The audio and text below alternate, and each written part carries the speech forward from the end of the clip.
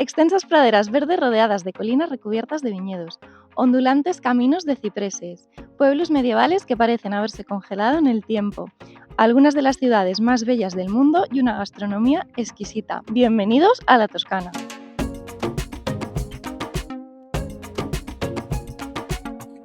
La Toscana es una de las regiones más bellas del mundo. Está ubicada en la parte central de Italia. Su capital es Florencia y alberga numerosos pueblos muy pequeñitos y algunas ciudades como Siena, Lucca o Arezzo. Para recorrer esta región os recomendamos dedicarle un mínimo de 7 días, aunque estamos seguros de que en algún momento volveréis para seguir explorándola, porque os vais a quedar con ganas de más. En este vídeo os hemos preparado el mejor itinerario, algunos consejos para organizar vuestro viaje y una ruta detallada en cada uno de los destinos.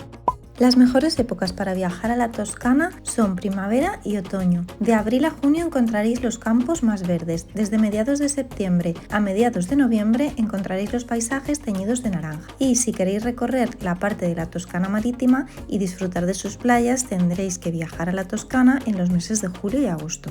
La mejor forma de recorrer la región es alquilando un coche que os permitirá manejar vuestros tiempos e ir parando en los diferentes paisajes y pueblecitos. Aunque en la mayoría de lugares aceptan tarjeta, no está de más que llevéis algo de efectivo por si acaso. El principal aeropuerto para llegar a la Toscana es el de Florencia, aunque encontraréis vuelos mucho más baratos al aeropuerto de Pisa, que también queda muy cerca. Y ahora sí, os dejamos nuestro itinerario propuesto para 9 días, que incluye Volterra, San Gimignano, Monteriggioni, Siena, el Valle de Orza, Pienza, Bagnovignoni, Saturnia, Pitigliano, Sorano, Montepulciano, Arezzo, Florencia y Lucca. Lo tenéis aquí más detallado para que podáis ver dónde pasar cada una de las noches. Empezamos ya con nuestra ruta día por día.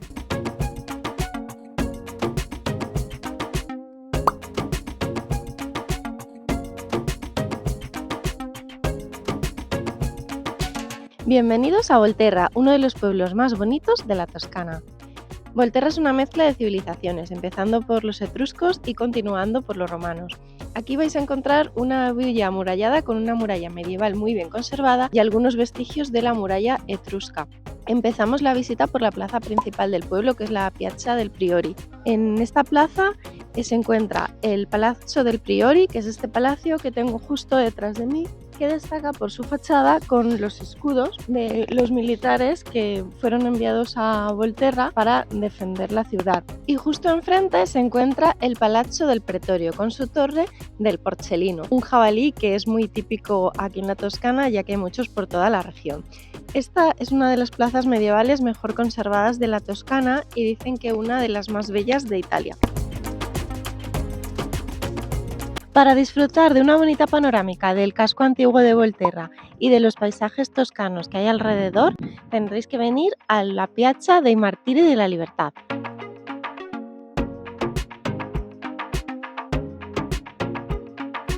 Como ya os hemos dicho al inicio del vídeo, hay muchos restos etruscos aquí en Volterra. Por ello podéis visitar la Acrópolis etrusca, que se encuentra en el Parque Arqueológico de Enrico Fiumi. Enrico Fiumi fue el historiador y arqueólogo que descubrió varios restos etruscos y los llevó a los diferentes museos donde se albergan. Y en honor a él se ha abierto esta Acrópolis. Se puede entrar aquí pagando una entrada de 2 euros. Estamos en la fortaleza Medicea, que fue construida por los Medici en el siglo XV para demostrar su poder sobre la población. Esta fortaleza está situada en la parte alta de la ciudad, pero no se puede visitar su interior ya que actualmente es utilizada como prisión. Otra de las plazas que encontraréis en el centro de Volterra es la Piazza San Michele. Aquí vais a ver la Casa Torre Toscano, que es una de las muchas casas torre que encontraréis en el pueblo y es una de las más conocidas, pero no siempre está abierta. Hemos subido ahora a la Casa Torre Toscano, una casa construida en el siglo XIII por Giovanni Toscano, que era el tesorero del rey Renzo de Cerdeña. Desde aquí vais a tener unas vistas muy bonitas del casco antiguo de Volterra y de todos los paisajes de alrededor. La subida no es muy pesada, son unos poquitos escalones que se hacen por una escalera de madera y el precio de la entrada es de 2 euros. Justo enfrente de la casa se encuentra la iglesia de San Michele, que es una iglesia muy pequeñita cuya entrada es gratuita.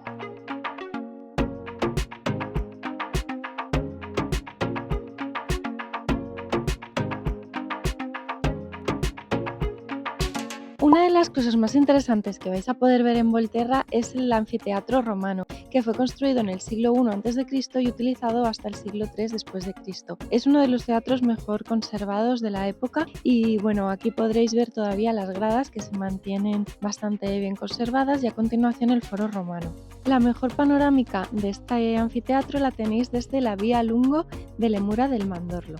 En Volterra es muy típico desde la antigüedad hacer piezas de alabastro.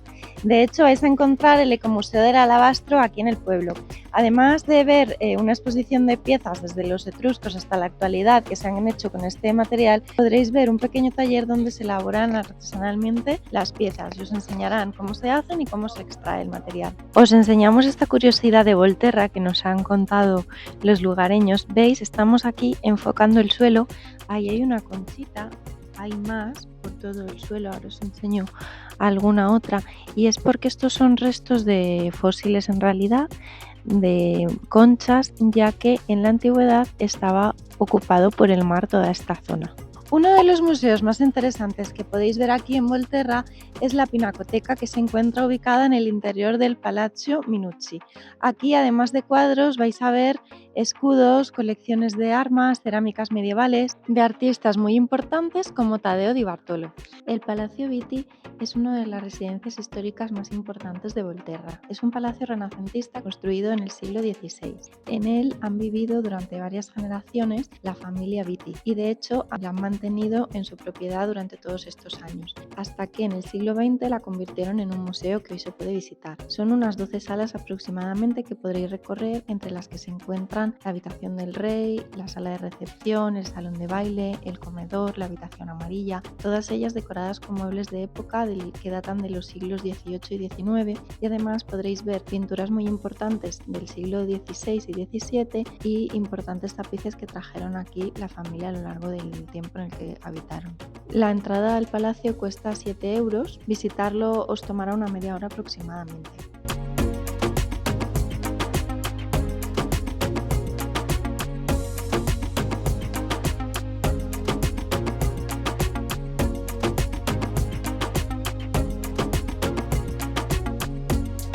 La Catedral de Volterra está dedicada a la Asunción de la Virgen María. Es una iglesia construida en el siglo XII en estilo románico. Aunque su fachada es muy sobria, en el interior podréis apreciar bonitos frescos. Aquí encontraréis la capilla del Sacramento y lo que destaca sobre todo es la cúpula, que está diseñada por Brunelleschi, el mismo que diseñó la cúpula de la Catedral de Florencia. Frente a la catedral encontraréis el baptisterio, construido en el siglo XIII.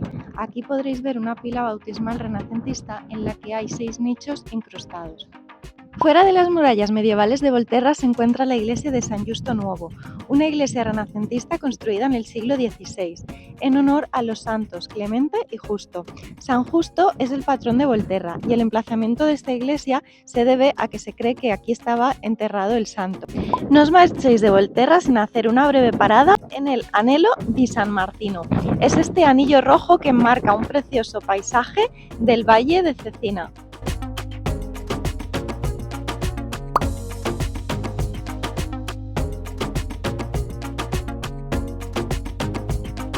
Lo llaman la ciudad de las 1000 torres o el Manhattan de la Edad Media, y es que San Gimignano tiene un skyline que os va a dejar alucinados, con las torres que sobresalen sobre su horizonte. Estas torres fueron construidas por las familias más pudientes de la época, ya que era una competición entre ellas por demostrar su poder adquisitivo. Cuanto más alta la torre, más dinero tenían. Aquí en San Gimignano vais a poder recorrer un centro histórico precioso que ha sido declarado Patrimonio de la Humanidad por la UNESCO y de hecho es uno de los pueblos más famosos que visitar en la Toscana. Además es muy famoso el vino de Vernaccia di San Gimignano, no dejéis de probarlo, vais a encontrar muchas bodegas dentro y alrededor del pueblo y dicen que aquí se hace uno de los mejores helados del mundo. Una de las visitas imprescindibles en San Gimignano es la Torre Grossa. Se trata de la torre más alta del pueblo que mide 54 metros. Bueno, para eso vais a tener que subir unas escaleritas que son un poco pesadas, pero la verdad que las vistas del casco antiguo y de los paisajes de alrededor merecen totalmente la pena. Eso sí, venid con calzado cómodo. El precio de la entrada es de 9 euros, pero os va a compensar comprar la San Gimignano Pass, que cuesta 13 euros por persona. Incluye esta torre, incluye el Duomo y otros museos museos de la ciudad, o sea, solo con que entréis a 2 sitios ya compensa. Construido en el siglo XIII, el Palazzo Comunale era la sede del poder político de San Gimignano. Este palacio, que se puede visitar, alberga el Museo Cívico y la Pinacoteca, aunque su visita más destacada es la Torre Grossa. Podéis entrar con una entrada combinada a todos los sitios y visitaréis, entre otras cosas, la Cámara del Podestà y la Sala de Dante. La Piazza del Duomo es una de las más bonitas y más animadas de San Gimignano. En ella vais a encontrar varios edificios históricos importantes, como el Palacio Comunale, que se encuentra en uno de los laterales, el Palazzo Vecchio, y justo enfrente del Palazzo Vecchio encontraréis el Duomo. Pero para entrar al Duomo tendréis que acceder por una entrada lateral, no por la principal, que es la salida. La Collegiata di Santa Maria Assunta, o el Duomo de San Gimignano, fue construido en el siglo XII, en estilo románico. Su fachada es muy sobria y puede que no os llame nada la atención, pero si accedéis a su interior veréis una explosión de color con una colección de frescos. En su interior destaca la capilla de Santa Fina, que es la patrona del pueblo, donde podréis ver varios frescos que representan escenas de la vida de la santa. La entrada al Duomo cuesta 5 euros. Esta plaza triangular de San Gimignano es la más bonita de la ciudad. Es la Piazza della Cisterna. Está rodeada de varias torres y palacios medievales. Se llama así por la cisterna de agua que encontraréis justo en el centro de la plaza. Es una cisterna de forma octogonal donde se recogía el agua de lluvia para abastecer a los habitantes del pueblo. En esta plaza se celebraban en la Edad Media mercados y eventos públicos.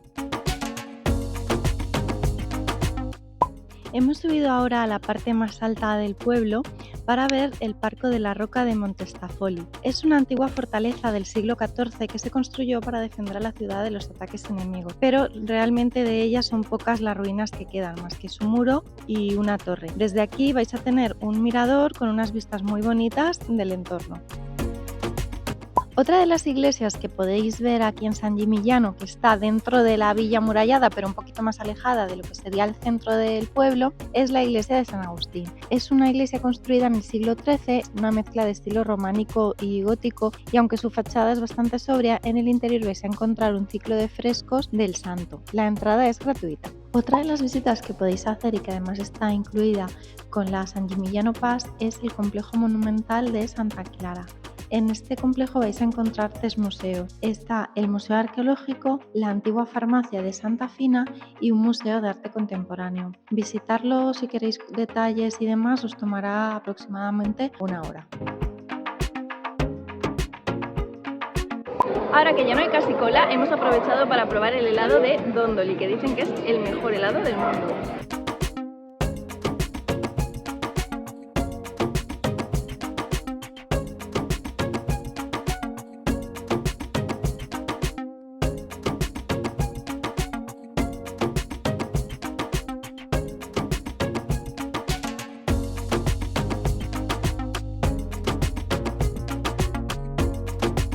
Bienvenidos a Monteriggioni, uno de los pueblos más pequeños y con más encanto de la Toscana.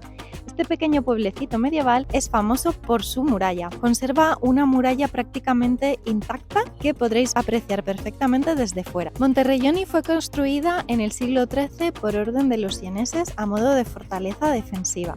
La ubicación estratégica de la ciudad sobre una colina le permitió controlar las rutas militares y comerciales. A lo largo de su historia, Monteriggioni fue escenario de numerosos enfrentamientos, pero sus torres y su muralla impidieron que cayera. Ya desde el siglo XVI fue tomada por el Gran Ducado de la Toscana. Está situada a lo largo de la Vía Francigena, una antigua ruta de peregrinación que conectaba Canterbury con Roma. Hoy en día es un popular sendero de caminata para aquellos que desean explorar la Toscana a pie. No hay muchos lugares que ver aquí en Monteriggioni y visitarlo nos tomará más de 1 hora. Podéis ver sus puertas de acceso, siendo la Puerta Romea la puerta principal, también llamada Puerta Franca, y la otra puerta, que es la Fiorentina. La Piazza Roma es la plaza principal del pueblo, bueno, en realidad la única. Aquí vais a encontrar varios cafés donde podréis tomar algo y la iglesia de la Asunción, que se puede visitar de forma gratuita.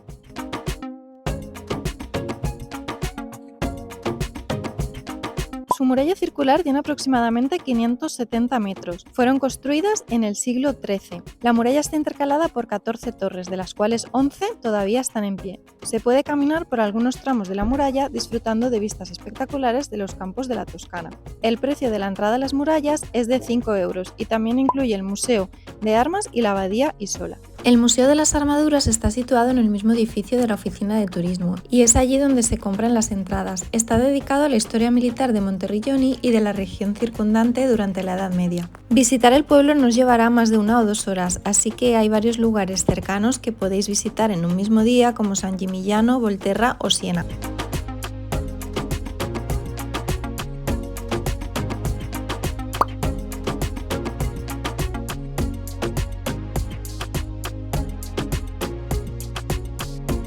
Bienvenidos a Siena, una de las ciudades más bonitas de la Toscana y de toda Italia.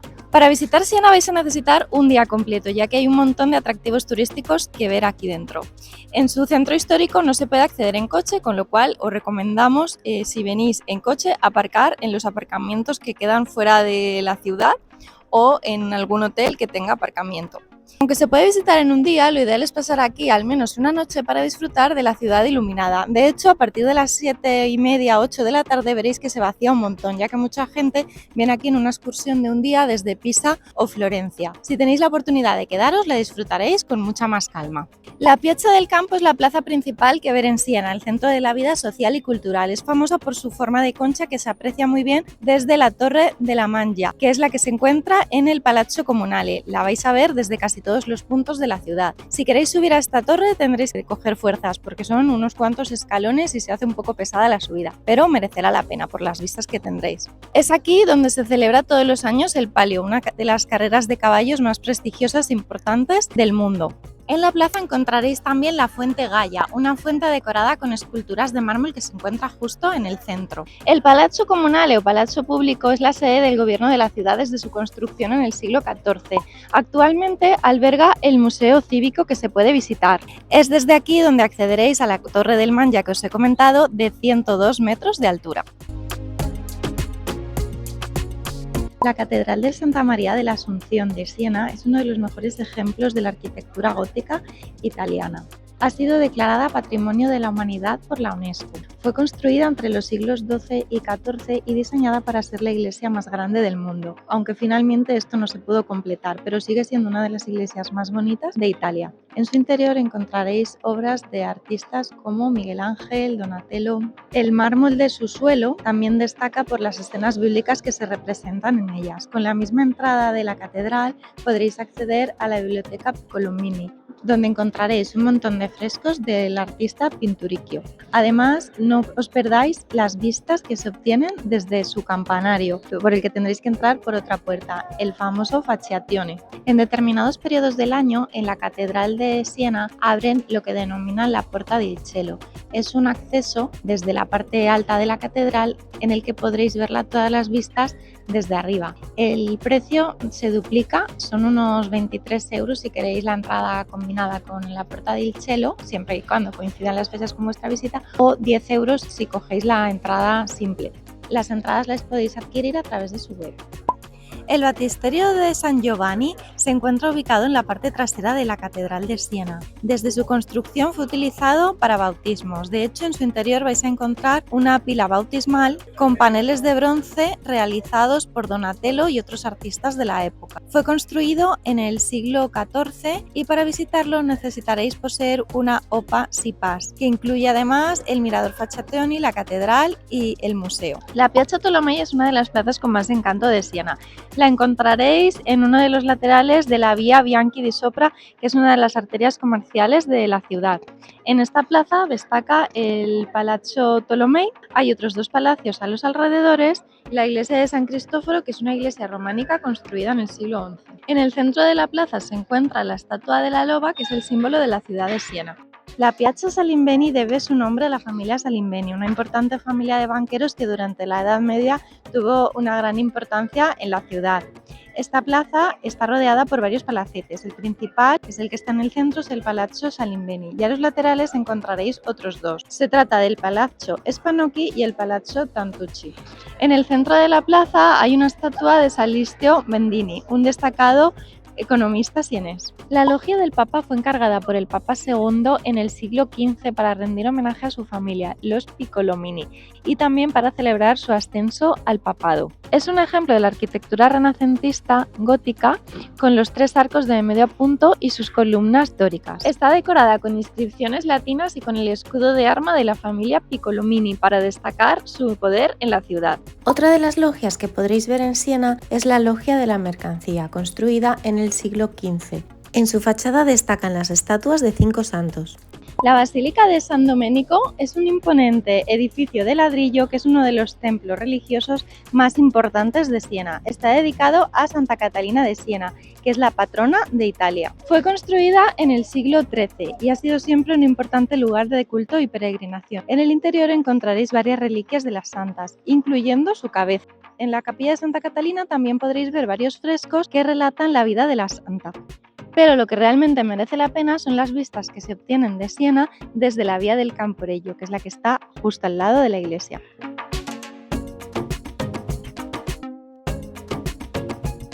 A las afueras de Siena encontraréis la Fortaleza Medicea, conocida también como Fortaleza de Santa Bárbara. Fue construida en el siglo XVI por el ejército español cuando dominaba la ciudad, pero años más tarde fue destruida al ser expulsados los españoles. Los Medici decidieron reconstruirla teniendo el aspecto que vemos actualmente. Tiene un perímetro de 1500 metros y 4 torres que tienen grabados los escudos de la familia de los Medici. Aunque originariamente fue concebida como un lugar para defenderse de los posibles ataques enemigos, en el siglo XX fue reconvertida en un parque público.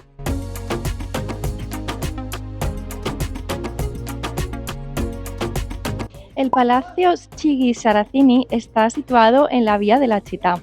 Fue construido en el siglo XII por la familia Marescotti y más tarde fue adquirido por la familia Saracini, que lo remodelaron añadiendo diferentes elementos góticos para moldarse al estilo de la época. En el siglo XVIII fue adquirido por una familia noble de Roma, que es la familia Chigi, que dio nombre al palacio Chigi-Saracini, por las dos familias. A principios del siglo XX fue convertido en una academia musical de gran prestigio y hoy en día se puede visitar. Ahí podréis ver diferentes frescos, obras de arte y muebles de la época. La Piazza del Mercato está situada justo detrás del Palazzo Comunale. Es una plaza muy tranquila que se caracteriza por la loggia que encontraréis cubierta en el medio de la plaza, ya que aquí desde siempre, desde la Edad Media, se ha celebrado un mercado de productos agrícolas y ganaderos. De hecho, cada domingo se sigue celebrando uno. A esta logia se le conoce como Il Tartarugone por la forma de caparazón de tortuga que tiene. Como la plaza es abierta, desde uno de sus lados podréis disfrutar de unas bonitas vistas panorámicas de Siena.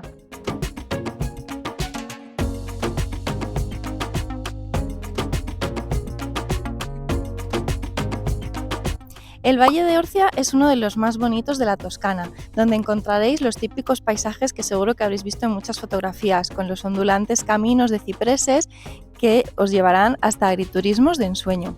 Quedarse en un agriturismo aquí es algo esencial, así que no dudéis en pasar al menos una noche de vuestro viaje sin hacer nada, relajados, disfrutando del entorno y de la casita rural. Uno de los puntos que no os podéis perder es el agriturismo bacoleno, ya que alrededor de él se extiende un camino de cipreses que hace un montón de curvas y es una de las postales más típicas de la Toscana. Pero también en San Quirico di Orcia y alrededores encontraréis otros paisajes de postal, así que tomadlo con calma, alquilad un coche e id parando en cada uno de ellos.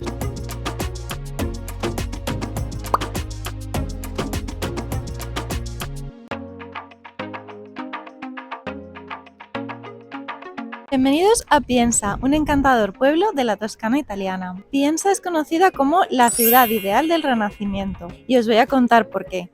Aquí, en el año 1405, nació Silvio Piccolomini. Años más tarde fue convertido en el Papa Pío II. ¿Y qué hizo? Bueno, pues decidió que su pueblo, que se llamaba Corsigliano, se iba a convertir en una ciudad ideal según la arquitectura de la época del Renacimiento. Así que mandó a un arquitecto reconstruir absolutamente todo, creando la plaza principal, que es la Plaza Pío II, en honor a él mismo, que es esta que tengo justo detrás de mí, en la que construyó importantes edificios, como por ejemplo el Palazzo Piccolomini, que queda a la izquierda, el Palazzo de los Borgia, que queda a la derecha, y la Catedral de la Asunción, que está justo en el centro de la plaza, y enfrente de la catedral se encuentra el Palazzo Comunale. Estos 3 palacios se pueden visitar. Uno de ellos, el Comunale, tiene una torre del reloj a la que no se puede subir, y si queréis visitarlos todos os va a salir a cuenta comprar una tarjeta turística que cuesta 12 euros e incluye la visita a todo esto. Además, esa tarjeta incluye la visita al laberinto y a la cripta de la catedral. La Concatedral de la Asunción es una iglesia renacentista diseñada por Rossellino y construida a mediados del siglo XV. Rossellino fue el arquitecto que rediseñó toda Piensa. De hecho, la calle principal que va de puerta a puerta de la ciudad se llama Corso Rossellino, donde vais a encontrar un montón de restaurantes y tiendecitas. Así que lo mejor que podéis hacer aquí en Piensa es perderos por sus calles. En uno de los extremos de Piensa encontraréis la Vía delle Case Nuove. Se trata de una calle donde se construyeron unas cuantas casitas iguales con una fachada de ladrillo y varias plantitas alrededor muy bonitas, ya que los habitantes que vivían junto a la Plaza Pío II fueron desplazados al reconstruirse durante la Edad Media toda la ciudad. Entonces se les construyó estas casas para reubicarlos aquí. Además de por su arquitectura, Piensa es conocida por el bonito paisaje que la rodea. Desde la Vía del Casello podréis disfrutar de unas preciosas vistas al Valle de Orcia, al Monte Amiata y a la roca de Radicofani. No os marchéis del pueblo sin probar un rico taglieri en la Vecchia Bottega, os va a encantar.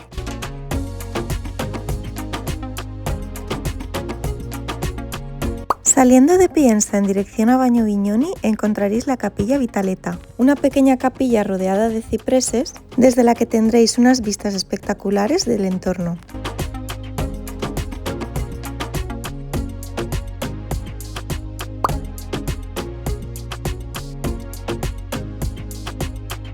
Bienvenidos a Bagno Vignoni, una pequeña localidad ubicada en el Valle de Orcia, en plena Toscana italiana. Este pueblo es súper diferente a todos los demás que vais a ver. Es diminuto, en él viven solo 40 personas, pero su peculiaridad está en que su plaza central no es una plaza al uso, sino que está totalmente ocupada por una piscina de aguas termales. Y es que era conocido ya en la época romana por las propiedades curativas de sus aguas. Durante la Edad Media y el Renacimiento acudieron aquí famosas personalidades de la época. En Bagno Vignoni podréis encontrar, además de su plaza central, unas rutas de senderismo que hay alrededor del pueblo, que os llevarán a conocer diferentes restos etruscos. En la plaza central del pueblo se encuentra la Logia de Santa Catalina, una basílica pequeñita y varios restaurantes en los que podréis tomar algo disfrutando de unas vistas espectaculares.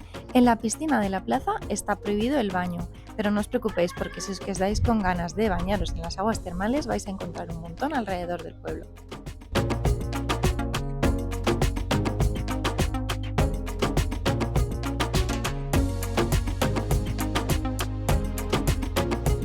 Situadas en la región de Maremma, en el sur de la Toscana, las termas de Saturnia son uno de los destinos más populares para disfrutar de aguas termales al aire libre. Con sus impresionantes piscinas naturales de aguas sulfurosas y su entorno rodeado de colinas toscanas, este lugar es ideal para relajarse en las famosas Cascate del Mulino. Las termas son conocidas no solo por su belleza, sino también por las propiedades terapéuticas de sus aguas, que han sido apreciadas desde tiempos antiguos. Estas termas están rodeadas de una leyenda, ya que dicen que las termas surgieron cuando el dios Saturno, enfadado por las guerras entre los humanos, lanzó un rayo que abrió la tierra, permitiendo que brotara el agua caliente y pacífica como símbolo de armonía.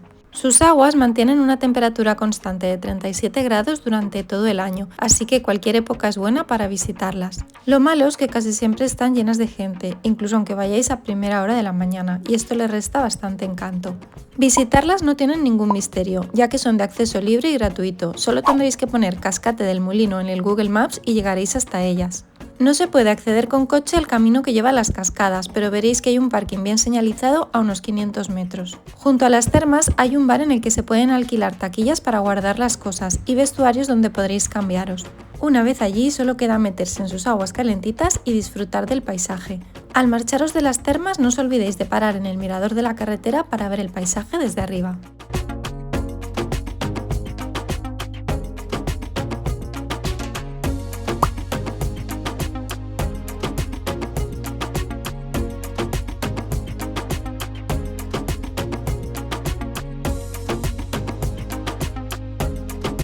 Bienvenidos a Pitigliano. Este pueblo está ubicado en la región de la Maremma, en la Toscana. Es conocido como la Città del Tufo, ya que se encuentra tallado en una meseta de toba volcánica. Está construido sobre la misma roca y fue habitado desde la época etrusca. De hecho, se conservan muchos restos de la civilización etrusca. Es un lugar lleno de historia y de encanto, que ha sabido mantener su autenticidad, probablemente porque está bastante alejado de la ruta habitual de la Toscana, ya que no se encuentra en el Valle de Orcia y hay que desplazarse un poquito hacia el sur para llegar hacia aquí. Pero os aseguramos que el esfuerzo de conducir unos cuantos kilómetros valdrá totalmente la pena, porque para nosotros es sin duda uno de los pueblos más bonitos de la Toscana. Una de las primeras cosas que os encontraréis al llegar a Pitigliano es su acueducto renacentista. Fue construido en el siglo XVII por los Medici, con la intención de poder traer agua a la ciudad. La verdad es que impresiona con las dimensiones de sus arcos. El Palazzo Orsini fue la residencia de la familia Orsini, una importante familia de Pitigliano que gobernó la ciudad durante gran parte de la Edad Media. Fue construido en el siglo XIII, aunque fue ampliado en los siglos XIV y XV. Actualmente es un museo que se puede visitar y en él encontraréis varias obras de arte e incluso piezas etruscas encontradas en excavaciones arqueológicas cercanas. Si os apetece conocer un poco la historia de Pitigliano y un poco de su pasado etrusco, podéis venir al Museo Arqueológico Cívico, que además es gratuito. Aquí encontraréis varios paneles explicativos y algunas ruinas que se pueden ver. Pitigliano alberga también un barrio judío. Aquí hubo varios judíos que vinieron durante la época del Renacimiento, ya que huyeron de Roma, y se concentraron en el gueto. El callejón Marghera es el que da inicio al gueto. Hoy en día es un lugar con mucho encanto.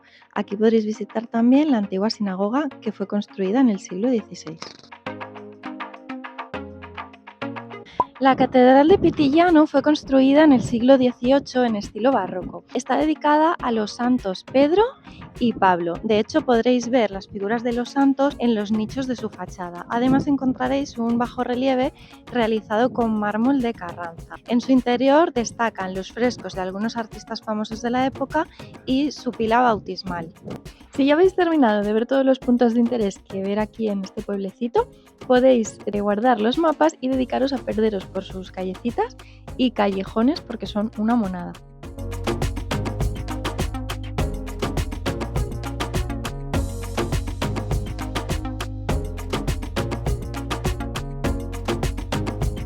Pitigliano es un pueblo pequeño que podréis visitar en unas 2 o 3 horas, aunque es uno de esos lugares que merece la pena recorrer con calma. Por eso os recomendamos pasar una noche allí antes de visitar las termas de Saturnia.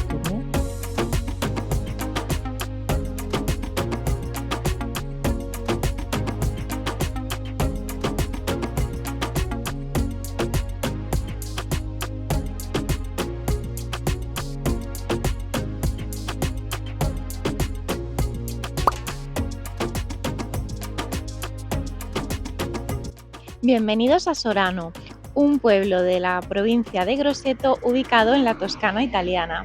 Este pueblo es conocido como la Matera de la Toscana por sus casas excavadas sobre la roca y las vía cava, que son unas rutas de senderismo que se pueden hacer a los alrededores del pueblo que discurren también entre las montañas. Sorano es un pueblo que está bastante alejado de la mayoría de rutas que se hacen por la Toscana, ya que está a 1 hora y cuarto en coche del Valle de Orcia, con lo cual ha sabido mantener su autenticidad. Aquí encontraréis mucha menos gente que en otros pueblos más centrales de la región. Está ubicado a unos 15 minutos en coche de Pitigliano. Podéis combinar la visita con ambos pueblos y además combinarla con una visita a las termas de Saturnia. Es un conjunto de calles empedradas que nos tomará más de 2 horas visitar, a no ser que hagáis alguna de las rutas de senderismo en los alrededores. Antes de meteros en el pueblo, os recomendamos que paréis en sus miradores. Los encontraréis alrededor de las carreteras y tendréis una panorámica perfecta de lo que es el pueblo construido sobre un acantilado. La villa de Sorano está rodeada por una antigua muralla medieval. Hay 2 puertas para acceder a la ciudad. Sería la Porta di Sopra o Ferrini, que es esta en la que estamos ahora mismo y que es la de acceso habitual ya que se encuentra más cerca del parking, y la otra que sería la Porta di Sotto o Merli. Cuando en 1492 los judíos fueron expulsados de España, muchos se trasladaron a diferentes ciudades italianas. Sobre todo en la región de la Toscana ocuparon diversos pueblos. Uno de ellos fue Sorano. En el siglo XVI fue cuando más cantidad de judíos había en el pueblo y se construyó un gueto judío del que en la actualidad ya no queda nada. Había también una sinagoga, pero fue destruida, así que en memoria de todos los judíos que fueron asesinados y deportados a campos de concentración durante la Guerra Mundial, se ha creado la pequeña sinagoga, que es una sala en honor a ellos.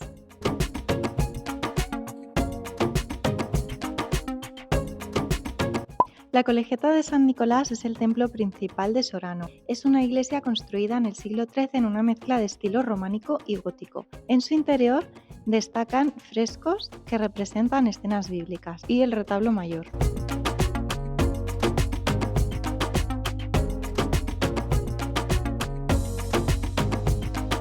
En la parte más alta del pueblo se encuentra el Maso Leopoldino, que se utilizaba para defender a la ciudad de posibles ataques enemigos, ya que desde aquí tenían una panorámica perfecta de toda la zona.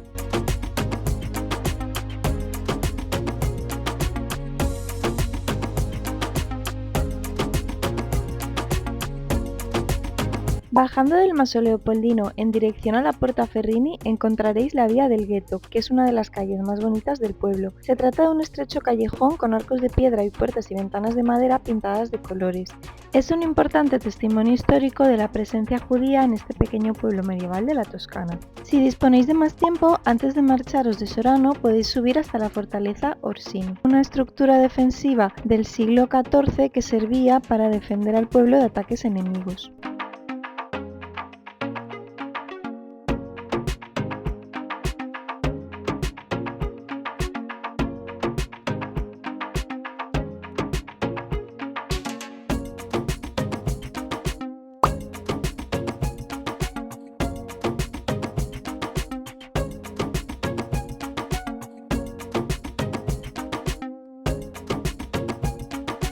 Bienvenidos a Montepulciano.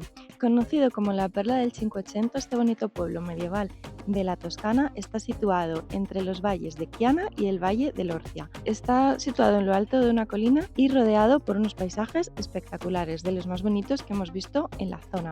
El pueblo tuvo una gran importancia durante la Edad Media, ya que estaba situado estratégicamente entre Florencia y Siena. Aquí vais a encontrar bastantes atractivos turísticos, todos concentrados en su casco antiguo, por lo que para recorrerlo necesitaréis mediodía aproximadamente.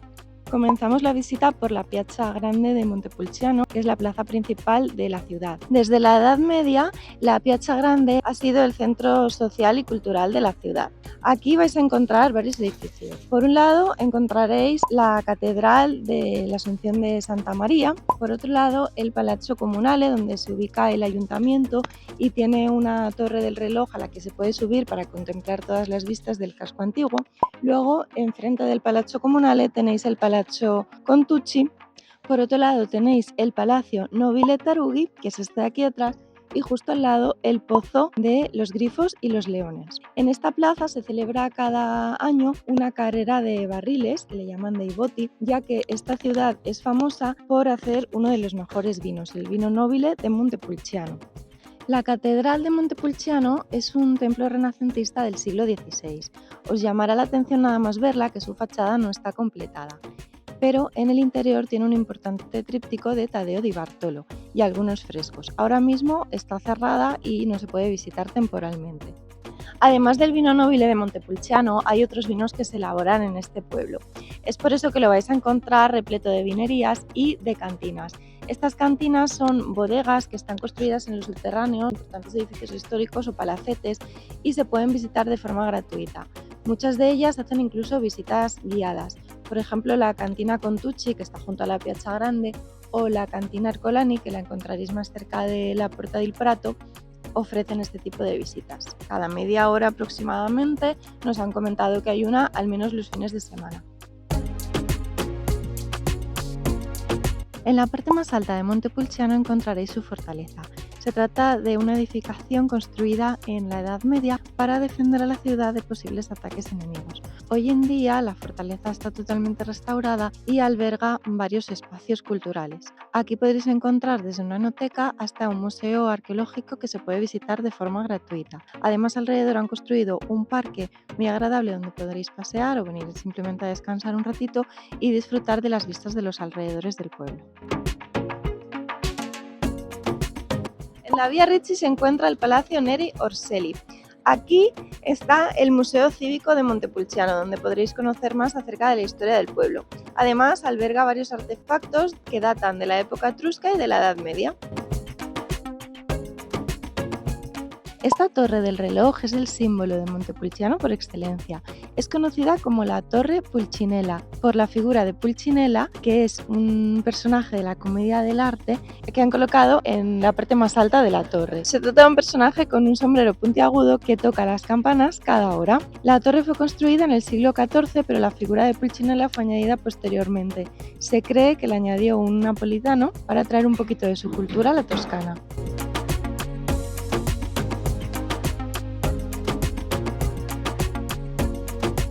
No os marchéis del casco antiguo de Montepulciano sin acercaros a la Piazza San Francesco, porque aquí tendréis una de las mejores vistas del pueblo y del paisaje de alrededor.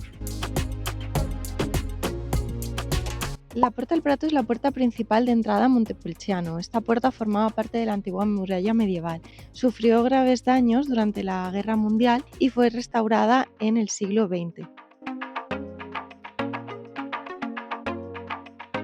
La iglesia de San Biagio es una de las iglesias más bonitas de la Toscana. La encontraréis a las afueras de Montepulciano. Podéis subir andando, pero es mejor subir en coche porque está un poquito lejos. Esta iglesia fue construida en el siglo XVI y en el interior hay importantes pinturas renacentistas. Desde sus jardines tendréis una preciosa panorámica de los campos toscanos. A pesar de que Montepulciano es el pueblo que menos nos ha gustado de todos los que hemos visitado en la Toscana, tenemos que decir que los paisajes que lo rodean para nosotros son de los más bonitos.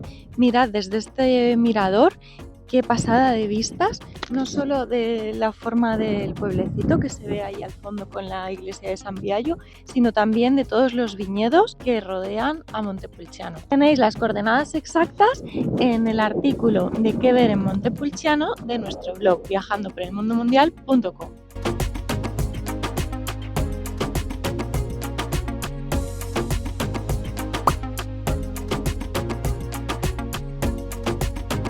Bienvenidos a Arezzo. Esta bonita ciudad de la Toscana está ubicada a unos 80 kilómetros de Florencia, por lo que es una excursión perfecta si tenéis tiempo. Aunque no es una ciudad tan turística como Siena o como la misma Florencia, tiene una atmósfera muy tranquila y auténtica. Además, cuenta con un patrimonio histórico muy importante, con lo cual os recomendamos venir. Visitarla nos tomará más de medio día, ya que la mayor parte de sus atractivos turísticos están muy cerquita unos de otros. Es posible que si venís aquí, la ciudad os resulte familiar aunque no hayáis estado nunca. Y eso es porque si habéis visto La vida es bella, este fue uno de los principales escenarios y en sus diferentes plazas se rodaron varias escenas, como por ejemplo la del inicio de la película que pasa el protagonista Guido con la bicicleta. Su plaza más importante es esta en la que estamos ahora, es la Piazza Grande. Es un excelente ejemplo de arquitectura medieval. Está rodeada por edificios como la iglesia parroquial de Santa María, el Palacio de la Fraternidad de Laicos con su reloj astronómico, la fuente pública, el Palacio del Eloye, el Palacio La Poli y el Palazzo Casa Torre de Icofani. Así que esta plaza irregular con forma de trapecio que tiene el suelo inclinado es un punto que no os podéis perder y un punto de partida perfecto para iniciar vuestra visita por la ciudad. La Basílica de San Francesco es uno de los principales atractivos turísticos de la ciudad. Fue construida en el siglo XIII y aunque su fachada no os llame nada la atención, ya que es muy modesta, en su interior encontraréis los famosos frescos de la leyenda de la Vera Cruz. Para acceder a esta iglesia sí vais a tener que pagar una entrada. Una de las iglesias más importantes que ver en Arezzo es la Basílica de San Domenico. Aquí vais a encontrar un crucifijo del siglo XIII que tiene más de 3 metros de altura y ya está hecho de madera. Es el crucifijo de Cimabue. Además, en la iglesia, que se puede entrar de forma gratuita, vais a ver varios frescos en sus paredes.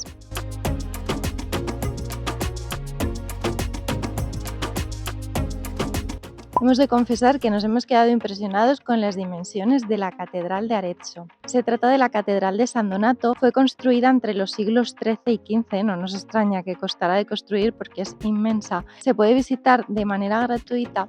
El edificio es una mezcla de estilos, en realidad es un poco más gótico, pero claro, con tantos años para construirse, pues tiene ya un poquito de todo. Y en su interior destacan las vidrieras, frescos de importantes artistas renacentistas, y en la pila bautismal podréis ver un panel de mármol realizado por Donatello. Junto a la Piazza del Duomo está la Piazza de la Libertà, que alberga algunos de los edificios históricos más importantes de la ciudad, como el Palazzo dei Priori, la Torre del Reloj o el Palacio de la Provincia. El Palazzo dei Priori fue construido en 1333 como residencia de los priores y actualmente es la sede del ayuntamiento. Su torre fue construida en 1337, pero el reloj se añadió en el siglo XV, cuando se trasladó del campanario de la Pieve di Santa Maria Assunta. Otro de los palacios más importantes de la ciudad es el Palazzo del Pretori. Este palacio, construido en la Edad Media, fue la sede de los gobernantes de la época. En su fachada vais a ver un montón de escudos que representan a las familias más influyentes de la Edad Media. La fortaleza medicea o Girifalco, que es así también como se llama, fue construida en el siglo XVI, mientras los Medici gobernaban esta zona. Esta fortaleza se construyó a modo de sistema defensivo de la ciudad y actualmente se puede visitar, pagando una entrada de 5 euros. Está ubicada en la parte alta del pueblo y alrededor han construido un parquecito muy agradable donde podéis descansar un ratito.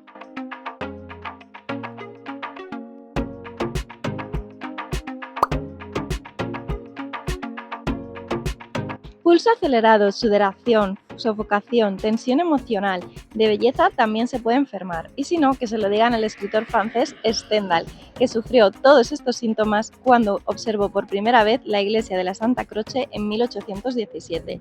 Y es que Florencia es un museo de arte al aire libre. Ha sido pintada por artistas como Leonardo da Vinci o Caravaggio y esculpida con los cinceles de Miguel Ángel. El doctor diagnosticó a Stendhal una sobredosis de belleza, y es que ver tantas obras de arte juntas y en un corto periodo de tiempo puede perturbar nuestro ánimo. Así que desde entonces se le conoce como síndrome de Stendhal o síndrome de Florencia. Hemos tenido la suerte de visitar Florencia 4 veces, una en cada época del año. Así que en este vídeo os vamos a contar los principales lugares que no os podéis perder en la ciudad, sitios para comer que os van a gustar mucho y miradores desde los que tendréis unas vistas de infarto. El mínimo de día recomendado para visitar Florencia son 3, para que os dé tiempo a entrar a sus principales museos y ver un poquito lo que es la ciudad y recorrer sus calles más bonitas y plazas. Si disponéis de 5 días, no os preocupéis porque no os vais a aburrir. Aquí hay muchísimo que hacer y en cada museo podríais pasaros un día entero y no terminaríais nunca de conocerlo.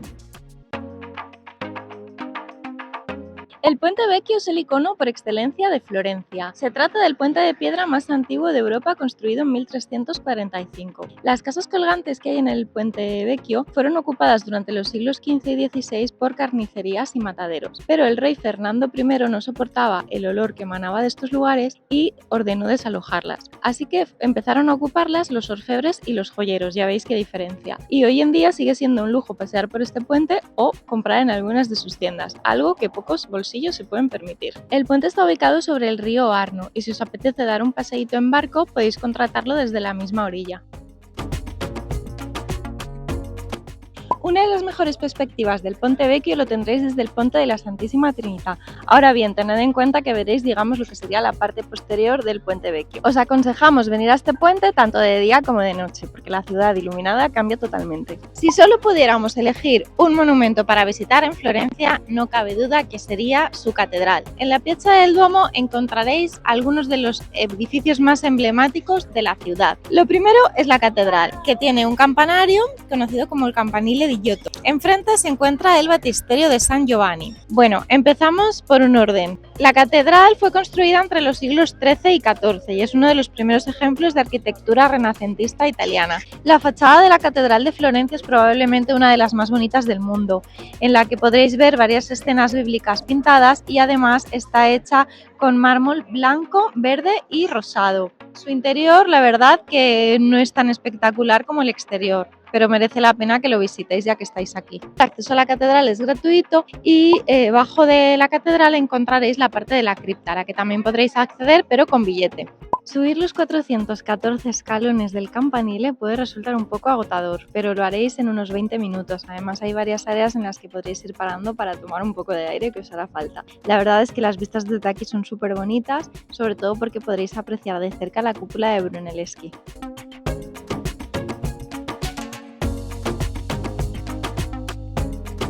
La cúpula de Brunelleschi es uno de los iconos de la ciudad. En su interior podréis ver cómo están pintadas escenas del juicio final.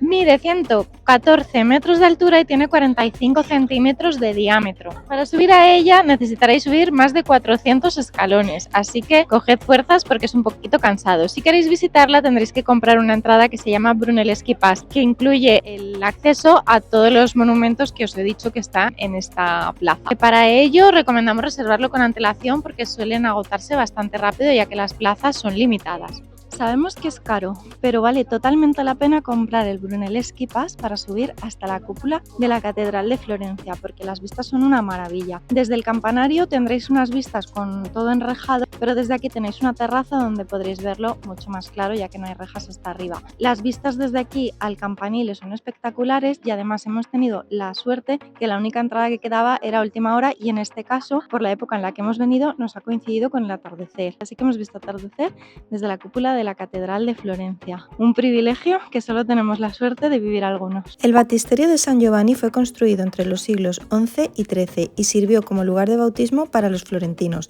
En su exterior destacan 3 puertas de bronce, la sur con escenas de la vida de San Juan Bautista, la norte con historias de Ghiberti y la este conocida como la Puerta del Paraíso, con historias del Antiguo Testamento. En el interior podréis ver una sala llena de mosaicos realizados entre los siglos XIII y XIV, en los que se representa una figura de Cristo juez entre el paraíso y el infierno.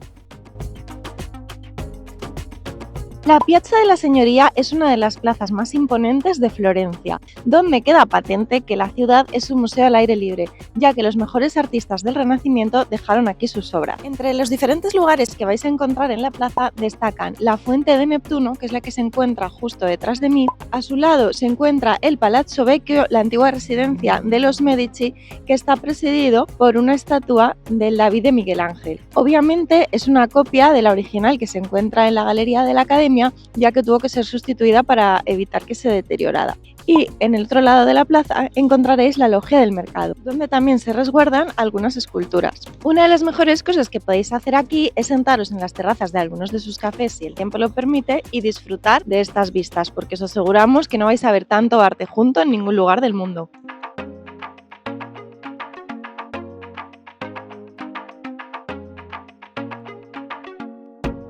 La Galería de los Uffizi es la pinacoteca más visitada de Italia y el museo más visitado de Florencia. Este palacio fue construido en el siglo XVI como residencia de la familia Medici, ya que se trasladaron de su anterior residencia, el Palazzo Vecchio, aquí. Hoy en día es un museo y contiene obras de arte de un valor incalculable. Para visitar este lugar vais a necesitar entre 3 y 6 horas, según lo que queráis ver. Si solo queréis ir a las obras más importantes, con 3 horas será suficiente. Vais a encontrar diferentes salas, donde os dirán de qué siglo datan las pinturas, están agrupadas por tiempo y por artistas. Algunos de los más importantes y los que todo el mundo quiere ver son los de Leonardo da Vinci, de Miguel Ángel, de Botticelli, Tiziano, así que la visita os aseguramos que da para mucho. Para comprar la entrada necesitaréis o bien llegar directamente a la taquilla y hacer una cola y es posible que os quedéis sin entrada, opción desaconsejada totalmente. La siguiente opción es comprarla a través de su web, que tiene un sobrecosto de 4 euros además del precio de la entrada, pero podéis reservar el horario de ingreso. Y la siguiente opción es reservar una visita guiada, que también viene con una entrada sin colas. Hay 2 tipos de billetes que se pueden comprar, es el billete simple que cuesta 19 euros solo para el Palazzo Uffizi, o bien un passepartout de 5 días que cuesta 38 euros y que incluye además el Palazzo Pitti, el Giardino Boboli y el Museo delle Pietre Dure. Vamos a probar uno de los sitios más virales de Florencia para comer focaccia, al Antico Vinaio. Encontraréis 3 locales situados uno al lado o enfrente del otro. Todos están llenos, las colas son kilométricas, pero en unos 20 minutos de espera tendréis vuestra focaccia en la mano. Cuestan entre 8 y 12 euros. Bienvenidos a la Galería de la Academia de Florencia, uno de los lugares más visitados de la ciudad y que no puede faltar en ningún viaje si es la primera vez que venís aquí. Bueno, sobra decir que aquí se encuentra la famosa escultura del David de Miguel Ángel, pero antes que eso vamos a haceros una breve introducción de lo que era este lugar. Este lugar fue la primera Academia de Bellas Artes de Europa y se abrió en 1563 con el objetivo de que los alumnos que quisieran estudiar pintura, escultura y dibujo pudieran venir aquí a aprender de los grandes maestros del Renacimiento. La escultura del David de Miguel Ángel mide 5 metros de altura. Está hecha con mármol de Carrara y pesa unas 5 toneladas aproximadamente. La escultura original se encontraba en la Piazza de la Signoria. De hecho, hay una réplica que podréis ver allí, pero tiene muchísimos menos detalle que esta. Hay varias formas de adquirir las entradas a la galería de la Academia. Una es en la misma billetería de la galería, que cuesta 16 euros por persona. La otra es reservarlas online a través de su web oficial, que os costará 16 euros más 4 euros añadidos por persona por el hecho de tener pre-reserva. Y la última opción sería la visita guiada. Uno de los palacios más importantes de Florencia es el Palazzo Pitti. Este palacio fue construido a mediados del siglo XV por la familia Pitti, que era una familia adinerada de banqueros de Florencia. Y no fue hasta un siglo más tarde cuando la familia de los Medici lo adquirió, ampliando el palacio y los jardines de Boboli.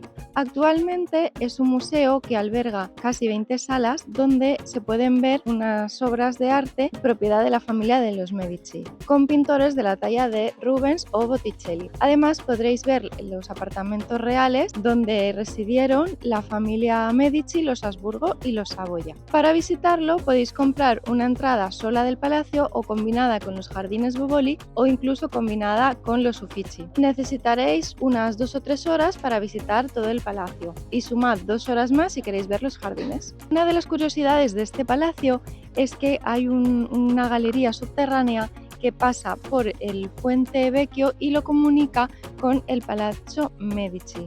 La idea era que los Medici querían poder ir de un palacio a otro sin necesidad de salir a la calle. Los jardines Boboli son una gran área verde de Florencia que se encuentra detrás del Palazzo Pitti. Estos jardines formaban parte del jardín privado de los Medici en el siglo XVI, ya que compraron el Palacio Pitti a la familia Pitti en esa época. Ellos ampliaron los jardines, que originariamente eran más pequeños, y durante siglos fueron privados, pero a mediados del siglo XVIII decidieron abrirlos al público. Los jardines ocupan 45.000 metros cuadrados y para recorrerlos completos necesitaréis unas 2 o 3 horas aproximadamente. Hay varios lugares que se pueden visitar aquí. Lo primero que vais a encontrar es el anfiteatro con un obelisco egipcio en el centro. Además encontraréis varias fontanas, puentes y algunas grutas.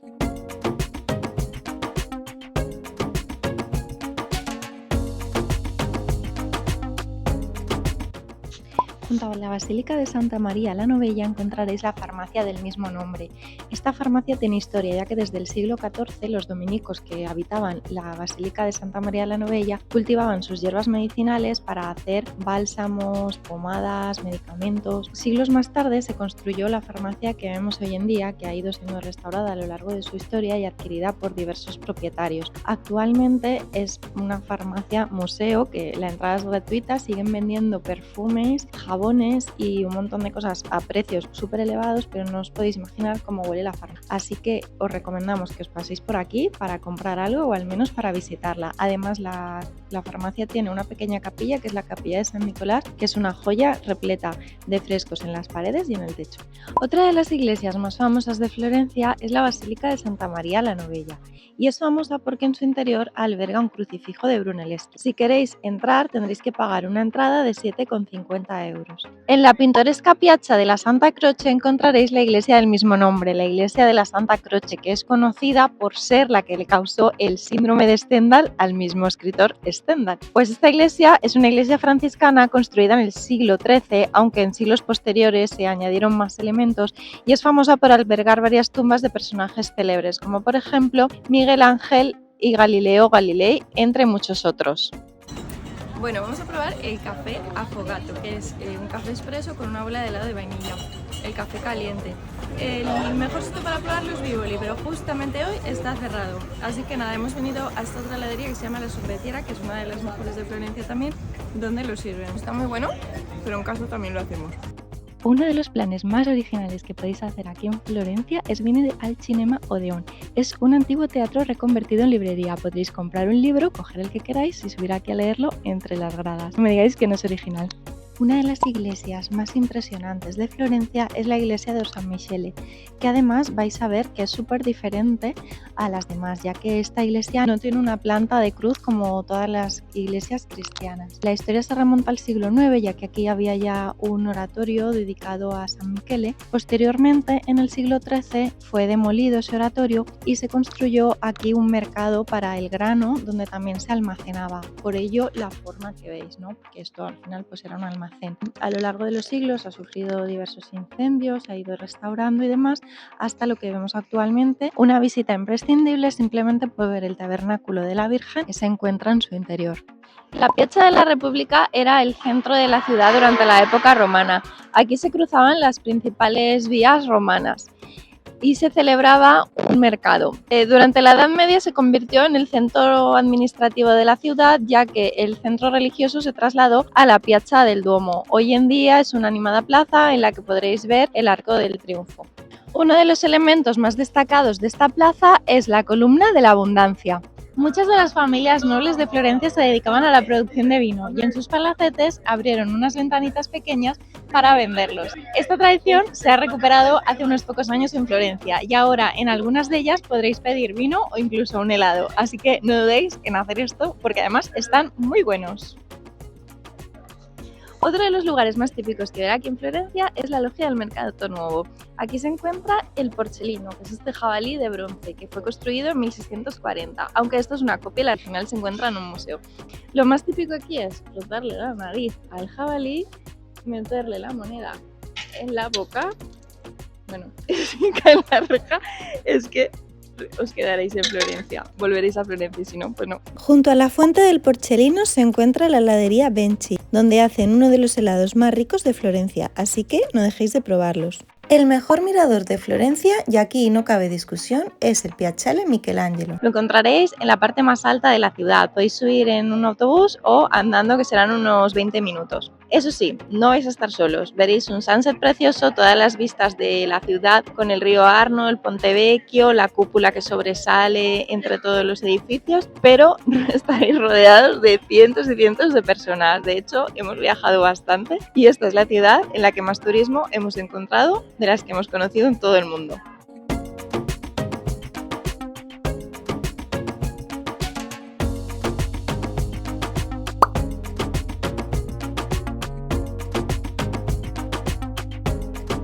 Conocida como la ciudad de las 100 torres y las 100 iglesias, Lucca es una bonita ciudad medieval ubicada en la Toscana. Está situada a media hora de Pisa, por lo que es muy probable que empecéis o terminéis vuestra ruta por la Toscana por aquí. Lucca es conocida por ser una villa amurallada cuyas murallas están perfectamente conservadas y se han convertido en un lugar de paseo para habitantes y turistas. Comenzamos la visita por la plaza principal de Lucca, que es la Piazza del Anfiteatro. En esta plaza se encontraba el antiguo anfiteatro romano que databa del siglo I después de Cristo, que tenía capacidad para más de 10.000 espectadores. Se trata de una plaza ovalada rodeada por edificios de tonos pasteles y agradables cafeterías con terrazas donde, si no llueve como ahora, podéis sentaros a tomar algo. Hemos subido ahora a la Torre de Guinigi, que tiene unos 45 metros de altura. Para subir hasta aquí tendréis que subir unos 200 y pico escalones, pero nos hace pesado, aunque hay que tener cuidado en la última parte, que las escaleras son metálicas y resbalan un poco. Desde aquí vais a poder contemplar las vistas de Lucca con todas las torres que sobresalen entre sus tejados, y lo más curioso de esta torre es que tiene un jardín en la parte alta, que la verdad que nunca habíamos visto una torre con árboles arriba. La Catedral de Lucca fue construida en el siglo XI, en estilo románico, aunque a lo largo de los siglos se fueron añadiendo elementos góticos y renacentistas. Está dedicada a San Martín y en su fachada va a llamaros la atención que la puerta derecha es un poco más pequeña que las otras, entonces su arquitectura es un poco asimétrica. Parte de su fachada recuerda un poquito a la de Florencia con el mármol verde, blanco y rosado. En su interior destacan el Volto Santo, que es un crucifijo de madera, y la tumba de Hilaria de Carreto, que es una escultura renacentista funeraria bastante importante. La Piazza Napoleón es la piazza más importante de Lucca. Aquí, en esta plaza, había en el centro una estatua de Napoleón Bonaparte, ya que en 1800 la gobernadora de la ciudad era Elisa Bonaparte, la hermana de Napoleón, y erigió esta estatua en su honor, pero con la caída del imperio se terminó cambiando por Luisa de Borbón, que fue la siguiente sucesora al poder después de Elisa Bonaparte. Esta plaza fue totalmente remodelada por Elisa, se demolieron edificios medievales que había aquí. Actualmente, como veis, está en restauración, pero bueno, todavía se puede ver alrededor el ambiente que hay en la plaza con algunos cafés y restaurantes, y el edificio principal de aquí es el Palazzo Ducale. Uno de los personajes más célebres de Lucca sin duda es Giacomo Puccini. Este famoso compositor de óperas como La Bohème, Turandot o Madame Butterfly nació en este pueblo. Posteriormente se mudó a Milán, pero su casa natal todavía se puede visitar aquí, ya que ha sido transformada en un museo. Otra de las iglesias que podéis ver en Lucca es la iglesia de San Michele. Como podéis ver, en la parte alta de su fachada tiene una estatua de San Miguel Arcángel. También es una iglesia construida en mármol de varios tonos, blanco, verde y rosado, como muchas que estamos viendo en la Toscana. Esta iglesia fue construida en el siglo XI y es famosa porque en su interior alberga un piano que durante muchos años solo podía ser tocado por miembros de la familia Puccini. La Torre de Leore es la torre más alta de Lucca, con 50 metros de altura. Podéis subir hasta su parte más alta si sois capaces de subir 300 escalones. Esta torre fue construida en el siglo XIV y veréis que tiene un reloj mecánico que fue añadido en el siglo XVIII y al que actualmente todavía se le da cuerda para que marque las horas. No os perdáis tampoco la Basílica di San Frediano, que tiene un impresionante mosaico dorado en su fachada, y si disponéis de más tiempo podéis visitar el Palacio Faner. Si disponéis de más tiempo, podéis dedicar medio día a Pisa para visitar su famosa torre inclinada y dar un relajante paseo junto al río Arno. Encontraréis más información en nuestro blog viajandoporelmundomundial.com.